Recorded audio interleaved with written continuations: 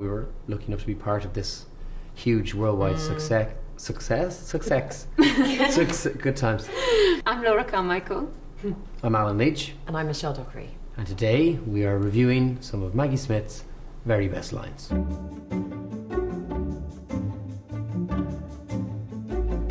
Your quarrel is with my daughter Rosamond, not me.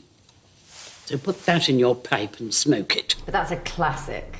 It's Maggie a classic line. Maggie. It's like things that you read on the page that you wouldn't think would be that funny, but when she does it, it's hilarious. They all check to make sure that the lines are also relevant to the time period. Mm-hmm. It's a zinger. It's a zinger. Every time.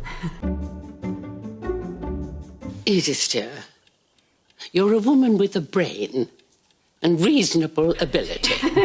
Stop whining and find something to do. It's the way that she pauses as well when she has brain and reasonable, like without pausing, like she's trying to find a compliment in there somewhere. How did you not crack up every time? I mean, I did, I think. It's one when we're trying out the telephone where you can see me laughing, but they thought that Edith might find it funny, so it was okay. But yeah, it was really me corpsing. Because they are quite serious a lot of the time. It takes the smallest facial movement to know that we've lost it, you know. So if there's a moment where I can see Michelle in Mary's face, you know. Or I find it's the intakes of breath, especially in the scene where you're like, because you're just trying to stop, and then the minute someone else hears that, they're gone. Yeah. Does Maggie ever break? Yes. Oh, she does actually. She does, yes. She's normally the one who makes us break. Yeah. Always. Yeah. I could ask Edith, she might be free. Oh, I hope so. I'm a feeble substitute for the entire Crawley family. Yes, but you're better than nothing. How warming you make that sound. Oh, they're brilliant. I mean, obviously they're peers. They've worked together, I think, a couple of times. Haven't they? Both Dame. I mean, it's a joy to watch those two battle as well. It started like that, and then suddenly Isabel Crawley started almost coming in to challenge her on purpose. But you can see how they are fond of each other as well. They've become strange besties in the world of Downton. I think she gives as good as she gets. Yeah, she does. Totally. That's very kind, ladies. But you see, I don't approve of these costumes. I see them as the uniform of oppression, and I should be uncomfortable wearing them. Are you quite finished? I have. Good. I mean, that was Season one of my 3. first scenes with her, where I had dialogue with her, and I was genuinely terrified coming into that room. She did this really cheeky thing to me on one of our first days, so really early on in filming. And the scene was about to start, but the director said, could you just do a bit of ad-libbing at the top so it looks like we're joining you mid-conversation? And they went, action, and she said, pardon? So I had to be there with a line, and it was so naughty and really made us laugh. You remember what you came Now up I with? think I just Left, froze, and then thankfully a footman entered with a tray or something, you know. Certainly not. Oh, do you think I might have a drink? Oh, I'm so sorry. I thought you were a waiter. Brilliant. I love that one. Oh, it's so good. The whole thing in that scene was that he didn't have his tails on, wasn't he? Yeah, He was just in a it's the tux first jacket. time. So funny. And Well, the 'cause fact that- that she does it to her son. Yeah. They weren't wearing tails, and she thought it was very wild. Uncouth. Yeah. Yeah. I won't sleep a wink. Tonight or tomorrow? Simple vulgarity is no substitute for wit. Well, you started it. Oh, Sybil. Oh, it's so weird seeing Little that. Sybil. Is That's it amazing a great line. how young we all look? I know. Yeah. It's worrying. And the hair. It goes through many different phases. Another great Maggie line. Yeah. Another great. I think there've been some moments where we give it back a little, I don't know. Yeah. But Sybil was the rebel, you know, so I think that was very much her character, that she would, you know, I think she would it's- always give it back. We all laugh quite openly with and at Granny. You know, there's sort of moments, even in the film, when we say, you just need to take off your hat to stay for dinner.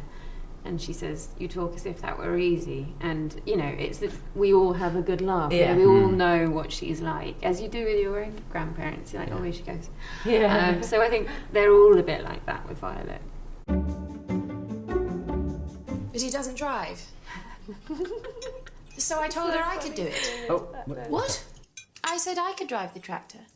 Edith, You are a lady, not Toad of Toad Hall. Well, I'm doing it. In Wind in the Willows, the character Toad, who is a sort of over-the-top frog toad, he has a Toad of Toad Hall. He's a sort of posh toad who at one point in the books takes up driving. And drives very erratically. And is very erratic and goes poop poop and crashes the car a lot. So That's the reference. That's what she was accusing Edith of being. It's just that look as well that Maggie gives as the Dowager Countess. It's so withering. You are quite wonderful the way you see room for improvement wherever you look. I never knew such reforming zeal. I take that as a compliment. I must have said it wrong. I mean, Mary doesn't really laugh and smile all that much, especially in those days. Although that day was hilarious. Do you remember that day? It was very funny, the flower show. There was all of these things being judged, sort of flowers and what was the biggest vegetable and things. And there was some Jam. eclairs. Oh. Yes. That got all sweaty. And I said, isn't it funny how they get all shiny? And Penelope said, yes, darling, it's because they're nervous. They know they're being judged. Lots of silly things that day. We were very mean to each other in that I said something to you like... About my hat. About something about those shoes and that hat, or something that dress and that hat. I mean, we were vicious to each other in that first series. Yeah. Vicious. There's no logic in it. Oh, no, but if I were to search for logic, I should not look for it among the English upper class. But back then, I think we did a lot more of the kind of crossing the room and having conversations with more people. Yeah. And I mean, I hadn't really been upstairs that long, so I was still kind of getting my bearings. And in any of these scenes, I was still obviously just delighted to be still in the show with these guys. I like it when she does those lines, though, where she finds it funny. Yeah. And she makes herself laugh. And another thing, I mean, Edith isn't getting any younger. I mean, perhaps she isn't cut out for domestic life. Oh, it's funny. Your hair looked great in that one. I think that's Marcel Julio, Wave who, our expert. hairdresser from Argentina, who spoke hardly any English, but he did a fantastic. Marcel Wave. And they used to always say, you know, Julio, it's time. He'd be like, yes, I know. Yes, Yes, I I know. know. Yes, I know. But then he would just Gone. continue. He wouldn't care. He'd be like, yes, I know. That was very funny. I loved doing that because the relationship with Edith and Violet, you know, she sort of pulled her through a lot of that time when she was a bit depressed. But even when she was being encouraging, it still came out like an insult. That niggle that the Dowager does is often to try and push someone on Exactly. to try something. Yeah. Rather, so it's almost encouragement, but in a very backhanded way. Granny, what do you think? Oh, it is you. I thought it was a man wearing your clothes. It was funny because the year before, I cut my own hair into a bob, hoping that Julian would just let me have my own hair and, you know, Mary have a bob. And he said, oh, no, it's too soon. So then I had to have a wig to make it look longer. And then eventually I grew my hair, and then he said, now we're ready for the bob.